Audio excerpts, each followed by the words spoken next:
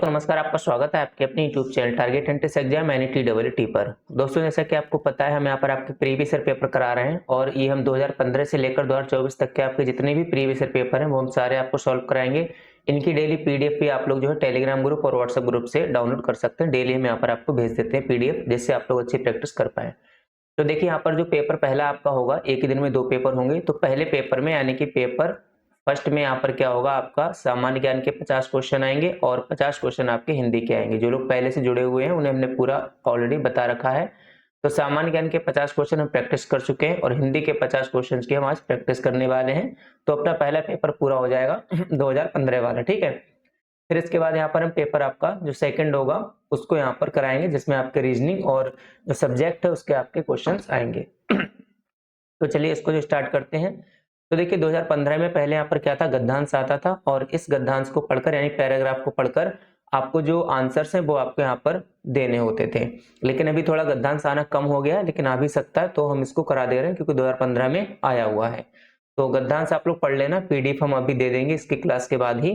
तो डेली शाम को 4 बजे आपको क्लास से डेली जुड़ना है।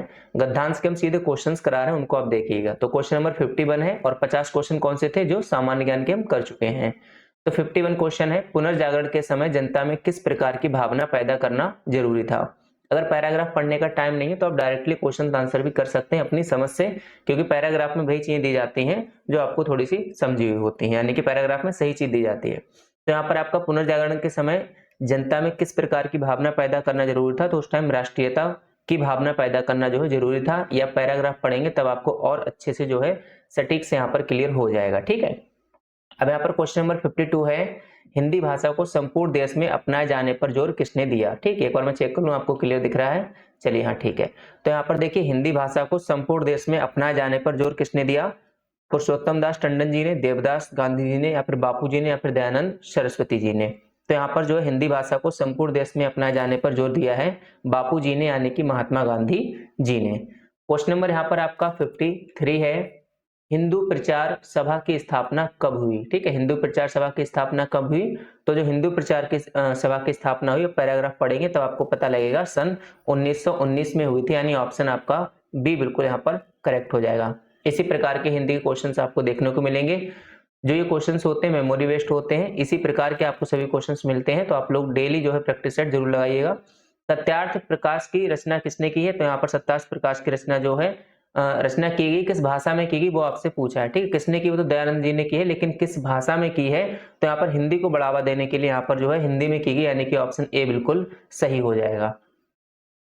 क्वेश्चन नंबर आपका 55 है, दक्षिण के नवयुवकों को हिंदी की शिक्षा हेतु कहाँ भेजा गया। चेन्नई यानी मद्रास, पुणे, कलकत्ता या फिर इलाहाबाद। तो देखिए, पहले जो हिंदी का मेन केंद्र था हिंदी भाषा का, वहां पर इलाहाबाद था, यानी कि यहाँ पर हिंदी की पढ़ाई वगैरह अच्छे से होती थी। तो यहाँ पर 55 का आपका डी बिल्कुल सही हो जाएगा। इलाहाबाद यहाँ पर जो है दक्षिण के जो नए युवक थे उन्हें हिंदी सीखने के लिए इलाहाबाद भेजा जाता था। अब यहाँ पर देखिए, वो पैराग्राफ वाले क्वेश्चन खत्म हो गए। अब यहाँ पर जो 56 से लेकर 58 तक के क्वेश्चंस आएंगे, इसको आपको निर्देश को ध्यान से पढ़ना है। उसमें आपको क्या करना है, नीचे प्रत्येक वर्ग में दिए गए विकल्पों में से तत्सम शब्द का चयन करना। ठीक है, दो प्रकार के शब्द होते हैं, एक तद्भव और एक तत्सम। तो इनमें से आपको तत्सम बताना है, यानी कि जो और 3 ऑप्शन हैं उसमें तद्भव दिया हुआ रहेगा और आपको कौन से जो है चुनना है, आपको तत्सम यहाँ पर बताना है।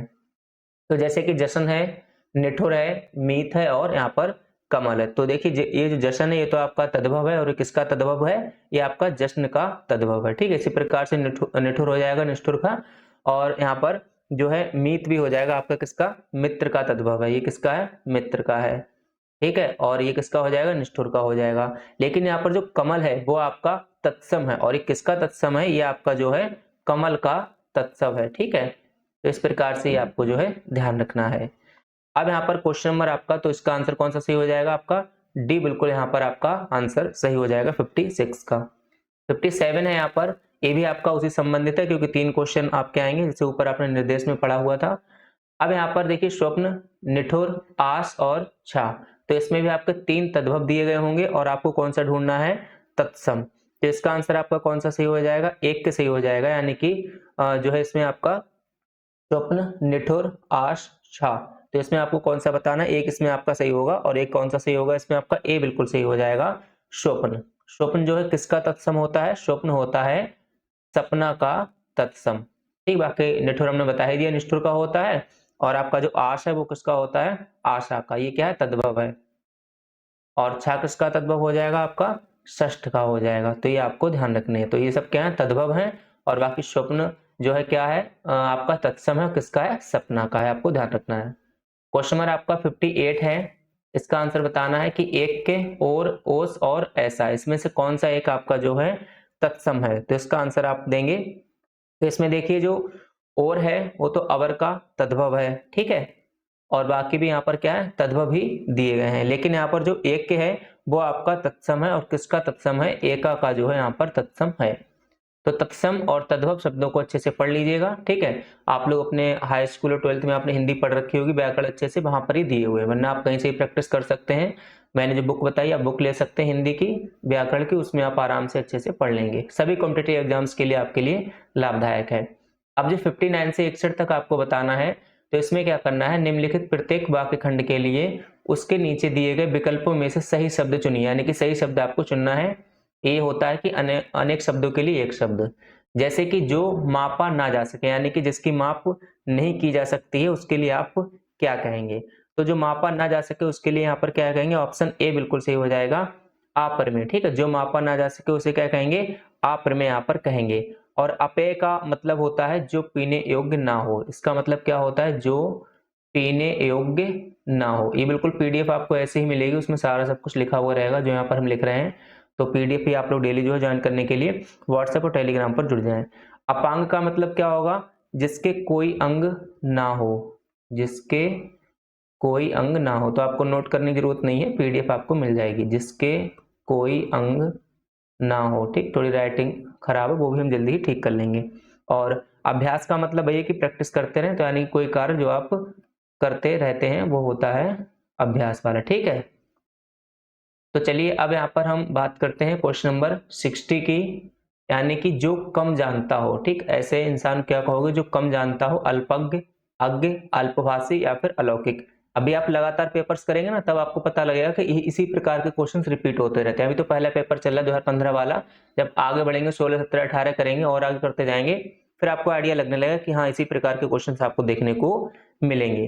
तो जो कम जानता हो उसे यहाँ पर क्या कहेंगे, ऑप्शन ए सही हो जाएगा, अल्पज्ञ। अल्पज्ञ का मतलब है जो कम जानता हो, और अज्ञ का मतलब है जो कुछ ना जानता हो। ठीक है, जो कुछ भी नहीं जानता हो या फिर कुछ ना जानता हो उसे आप क्या कहेंगे, अज्ञ कहेंगे, जो कुछ ना जानता हो। ठीक, और अल्पभाषी का मतलब क्या हो जाएगा, कम बोलने वाला। अल्पभाषी यानी कि कम बोलने वाला। ठीक, तो इसको भी आप जो है यहाँ पर ध्यान रख सकते हैं। अलौकिक का मतलब है जो इस लोक में संभव ना हो। ठीक है जो इस लोक में संभव ना हो उसे आप कहोगे अलौकिक। राइटिंग थोड़ा मैनेज करिएगा, बाकी धीरे धीरे हम प्रैक्टिस करें, राइटिंग भी सही हो जाएगी। अब यहाँ पर है जो नहीं हो सकता है, जो नहीं हो सकता उसे क्या कहोगे, असाध्य, अष्टमी या फिर अहमन्यता। तो क्वेश्चन नंबर 61 का आंसर क्या हो जाएगा, तो आपको पता है जो नहीं हो सकता यानी कि असंभव, जो नहीं हो सकता है। ठीक, बाकी यानी कि असाध्य का मतलब क्या हो जाएगा, जिस रोग का ठीक ना होना, यानी जिस रोग की कोई दवाई ही नहीं बनी हो तो उसे कहोगे असाध्य। जिस रोग का ठीक ना होना, ठीक है, जिस रोग का ठीक ना होना उसे कहोगे आप असाध्य। अब क्वेश्चन नंबर आपका 62 है, कौन हिंदी की उपभाषा नहीं है। तो हिंदी की जो उपभाषाएं हैं कितनी है, हिंदी की टोटल 5 उपभाषाएं हैं, इसमें से आपको बताना कौन सी नहीं है। तो हिंदी की 5 उपभाषाएं कौन सी हैं, ठीक है, तो उसमें आपका एक हो जाएगा। हिंदी की टोटल कितनी उपभाषा है, हिंदी की जो है टोटल 5 उपभाषा है। कितनी है, 5 उपभाषा है।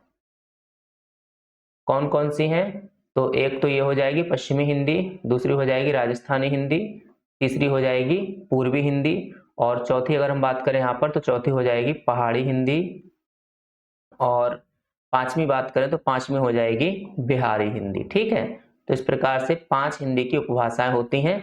और कौन सी नहीं है, तो इसमें से मराठी हो जाएगी। इसमें क्या पूछा है, कौन सी नहीं है, तो इस चीज को आपको ध्यान रखना, कौन सी नहीं है, मराठी नहीं है।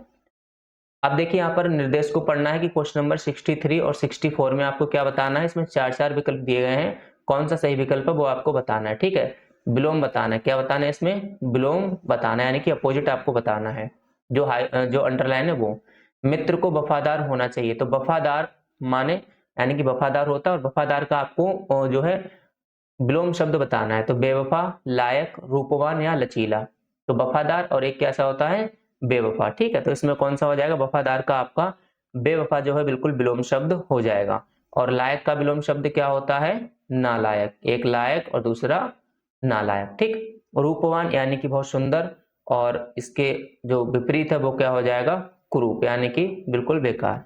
लचीला मतलब मुलायम कह सकते हैं आप, या फिर लचीला जैसे लचीले स्वभाव के लोग होते हैं। और एक हो जाए कड़ा, यानी कठोर स्वभाव के लोग होते हैं। तो ये कुछ आपके जो है विलोम शब्द थे।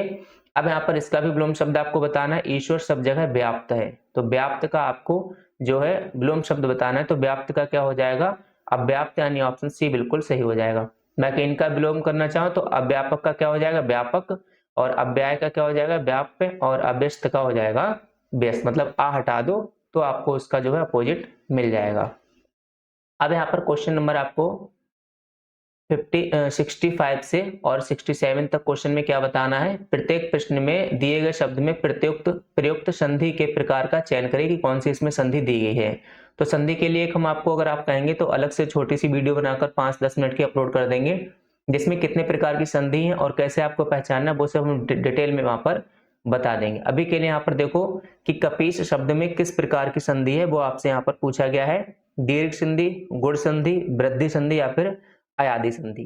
ठीक, तो यहाँ पर कपि में कौन सी प्रकार की संधि हो जाएगी वो आपको बताना है। कपि कैसे बनेगा? कपि प्लस ई से। तो इसमें आपका जो है बड़ी ई आ रही है, उधर छोटी ई यानी छोटी ई प्लस बड़ी ई मिलकर बड़ी ई बना रहा है। तो यहाँ पर कौन सी हो जाएगी? दीर्घ संधि हो जाएगी, यानी ऑप्शन ए बिल्कुल यहाँ पर करेक्ट हो जाएगा। संधि को पढ़िएगा अच्छे से। अब यहाँ पर क्वेश्चन नंबर 66 है, यानी कि दिगंबर। तो इसमें कौन सा हो जाएगा? वृद्धि संधि, दीर्घ संधि, अयादि संधि या फिर व्यंजन संधि। जो आपको टॉपिक नहीं समझ आता है उस टॉपिक को कमेंट में बता दिया करें, इसलिए इसके लिए क्या होगा, हम उस टॉपिक पे डिटेल्ड थ्योरी वाली वीडियो अलग से बना देंगे। तो दिगंबर में कौन सी संधि है वो यहाँ पर आपको बताना है। ठीक है, किसमें? दिगंबर में, यानी कि दिक प्लस अंबर क्या हो जाएगा? दिगंबर। तो इसमें कौन सी संधि हो जाएगी? आपकी व्यंजन संधि इसमें जो है हो जाएगी। क्वेश्चन नंबर आपका 67 है, इसमें पूछा है विलोम शब्द फिर से आ गया है, और एक किसका पूछा? ऋजु का पूछा है। ठीक है, तो ऋजु माने क्या होता है? एकदम जो है सीधी रेखा, और इसका विलोम क्या हो जाएगा? वक्र, यानी कि ऑप्शन डी बिल्कुल यहाँ पर आपका सही हो जाएगा। ठीक, वक्र आपने देखे होंगे ना, इस प्रकार से। ऐसे ये क्या हो गया? वक्र हो गया, और एक ऐसी सीधी रेखा हो गई इस प्रकार से। तो यहाँ पर आंसर इसका कौन सा हो जाएगा? 67 का जो है डी आंसर बिल्कुल यहाँ पर करेक्ट हो जाएगा। क्वेश्चन नंबर आपका 68 है, हिंदी की आदि जननी कहाँ क्या है? यानी कि हिंदी भाषा की जो है उत्पत्ति हम कह सकते हैं कहाँ से हुई है? तो पाली, अपभ्रंश, या फिर प्राकृत, या फिर संस्कृत भाषा से। तो यहाँ पर जो है संस्कृत से ही हो जाएगा। ठीक, वैदिक संस्कृत से ही हिंदी का विकास यहाँ पर हुआ है। तो क्वेश्चन नंबर आपका 68 का बी ऑप्शन बिल्कुल सही हो जाएगा। अब यहाँ पर 69 और 70 यानी दो क्वेश्चन में आपको बताना है कि सही संधि विच्छेद बताना है। संधि विच्छेद आपने अच्छे से पढ़ रखे होंगे। तो मनोबल का यहाँ पर संधि विच्छेद बताना है, कौन सा बिल्कुल यहाँ पर सही हो जाएगा। तो मनोबल का जो संधि विच्छेद है कौन सा हो जाएगा? ठीक, आप लोग भी जो कमेंट बॉक्स में आंसर दिया लगता है, कितने लोग देख रहे हैं और क्या आपके दिमाग में चल रहा है, क्या आप लोग सोचते हैं। तो यहाँ पर आंसर ए बिल्कुल सही हो जाएगा। मनः प्लस बल यानी मनोबल, इसका जो सही संधि विच्छेद हो जाएगा। अब एक और क्वेश्चन है संधि विच्छेद का, आच्छादित, इसका आपको जो है सही संधि विच्छेद बताना है। तो इसका भी आप लोग समझिएगा और सोचिएगा इसका क्या सही संधि विच्छेद हो जाएगा। खूब अच्छे से इनकी प्रैक्टिस भी करिएगा। और ये ऐसी चीजें हैं, अगर आप किसी भी कॉम्पिटेटिव एग्जाम्स में जाएंगे, चाहे रेलवे हो, चाहे आपके और भी जो छोटे मोटे एग्जाम्स होते हैं, उन सभी एग्जाम्स में जो इस प्रकार के क्वेश्चंस आते हैं। ठीक है, तो इसका आंसर क्या हो जाएगा? बी हो जाएगा, यानी आ प्लस शादित, आच्छादित। अब यहाँ पर क्वेश्चन नंबर आपका 71 है, और इन छोटी छोटी चीजों में ही गलतियां होने के चांस ज्यादा रहते हैं। तो इन चीजों को ऐसे ना पढ़ें कि हाँ ये सिर्फ बीएड प्रेस परीक्षा के लिए ही है या फिर इससे कुछ नहीं होगा। इसे ऐसे पढ़ें कि आपकी नॉलेज ही बढ़ेगी, और आपके जो और भी कॉम्पिटिटिव एग्जाम्स हैं उनके लिए आपके लिए क्वेश्चंस हेल्पफुल रहेंगे, वहां पर भी आपको देखने को मिल जाएंगे। तो इसमें आपको बताना है पर्यायवाची शब्द। ठीक है, तो इसमें देखिए 71 तोय का पर्यायवाची यहाँ पर क्या हो जाएगा वो यहाँ पर जो है आपको बताना है। तो बाड़ी का पर्यायवाची क्या होता है? वचन। वायु का सबको पता ही हवा, और भी कई सारे होते हैं पर्यायवाची, वो भी आप देख सकते हैं। अग्नि किसका हो जाएगा? आग का। बचा जल, तो जल किसका हो जाएगा? आपका जो है तो का पर्यायवाची शब्द हो जाएगा। क्वेश्चन नंबर आपका 72 है यमुना, इसका आपको पर्यायवाची बताना है। तो यमुना का पर्यायवाची शब्द है कालिंदी, यानी ऑप्शन सी बिल्कुल यहाँ पर करेक्ट हो जाएगा। अब यहाँ पर क्वेश्चन नंबर 73 है राज समास है। तो तद्भव, तत्सम, समास, ये सब आपको अच्छे से पढ़ लेने, कई जगह आपको हेल्पफुल रहेंगे। तो यहाँ पर राजपुरुष में कौन सा समास है? तो देखिए जिसमें क्या होता है, अंतिम पद प्रधान होता है, उसमें क्या होता है, तत्पुरुष समास होता है। ठीक है, तो इसमें ऑप्शन ए बिल्कुल सही हो जाएगा। राजपुत्र यानी कि राजा का पुत्र। ठीक है, राजपुत्र क्या हो जाएगा, यानी कि राजा का पुत्र। तो ये भी आपको अच्छे से जो है पढ़ लेना है, ताकि आप डिटेल में इसको अच्छे से पढ़ने के बाद आपको यहाँ पर क्वेश्चन सारे बढ़िया समझ में आएंगे। अब 74 और 75 जो क्वेश्चन है, उनमें आपको जो विकल्प बताना है, यानी कि लोकोक्तियां हैं, मुहावरे कह सकते हैं। अब यहाँ पर अंधेरे का दीपक, यानी कि अंधेरे का दीपक किसे कहेंगे? आशा का दीपक, इकलौता पुत्र, शोषित को न्याय दिलाने वाला, या इनमें से कोई नहीं। तो अंधेरे का दीपक होता है यानी कि इकलौता पुत्र। क्वेश्चन नंबर 74 का आपका जो है बी आंसर बिल्कुल यहाँ पर सही हो जाएगा। अब यहाँ पर क्वेश्चन नंबर 75 है, इसमें भी आपको वही बताना है कि इस मुहावरे का क्या सही अर्थ होगा। अंधे के हाथ बटेर लगना, इसका क्या अर्थ हो जाएगा? अंधे के हाथ बटेर लगना, यानी कि बिना परिश्रम करे उसे कुछ भी चीज मिल जाना, तो वह होता है अंधे के हाथ बटेर लग जाना, यानी ऑप्शन बी बिल्कुल यहाँ पर सही हो जाएगा। अब इसके आगे के जो क्वेश्चन है, यानी 76 से लेके 100 तक के, वो हम पार्ट 2 में करेंगे। तो इसके लिए आप प्लीज जो है डेली क्लास को देखते रहें, और पीडीएफ भी डेली डाउनलोड करते हैं, लेकिन क्लास को जरूर देखें, लाइक करें, जिससे हमें पता लग जाए कितने लोग जो है क्लासेस लेने में इंटरेस्ट हैं। और बिल्कुल ये हर कॉम्पिटिटिव एग्जाम्स के लिए हेल्पफुल रहेंगे सारे क्वेश्चंस। तो इसी के साथ आप सभी साथियों का बहुत बहुत धन्यवाद। जय हिंद, जय भारत।